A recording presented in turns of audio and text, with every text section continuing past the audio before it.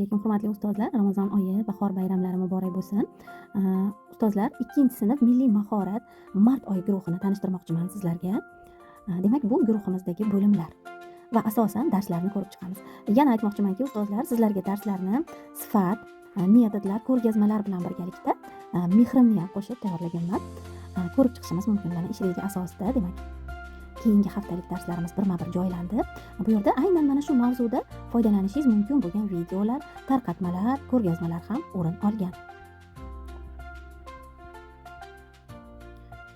Darsni ko'rishingiz oson bo'lishi uchun albatta mundarija ham bor. Ona tili darslarimizni ko'rib chiqamiz. Ish reja asosida keyingi haftalik 4 ta dars berilgan. Bu yerda har xil metodlar, qo'shimcha o'yinlar, o'quvchilar bilan bajarish uchun harakatli o'yinlar ham berilgan. Bu metodlar orqali o'quvchilar yana ham mavzuni yaxshiroq tushunadi, yaxshiroq tushunchalarga ega bo'ladi, qoidani yodlashlari ham uncha oson, qiyin bo'lmaydi. Xo'p, demak, ona tili darslarimiz. Endi o'qish darslarimizni ko'ramiz. Ish reja asosida keyingi haftalik 3 ta darsimiz berilgan. O'qish darslarimizda ustozlar qo'shimcha ravishda o'quvchilar tasavvurini boyitish maqsadida sun'iy intellekt yordamida yaratilgan rasmlar, videolar ham joy olgan va albatta o'qishda ham qo'llash mumkin bo'lgan metodlarni, testlarni taqdim qilib boryapman. Ojon, dedi Zokir achinib. Yo'qotganim yo'q. Yotganda ham nonni yeydimi odam? Demak, ta'zim hikoyasi asosida jonlantirilgan va bu yerda mana moslashtiring topshiriqlari ham berilgan. Demak, o'qish darsimizni ham bemalol mazza qilib o'tishimiz mumkin.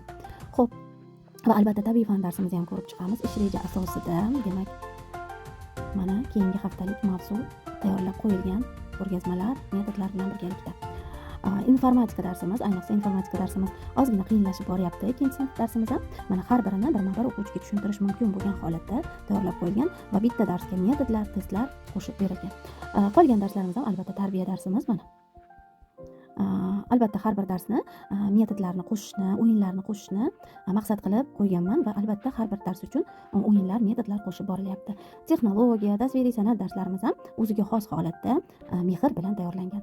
Ustozlar, yangi oy uchun guruhimiz ochilgan, guruhimizga qabul davom etyapti. Hammanglarni mana shu guruhimizda kutib qolaman.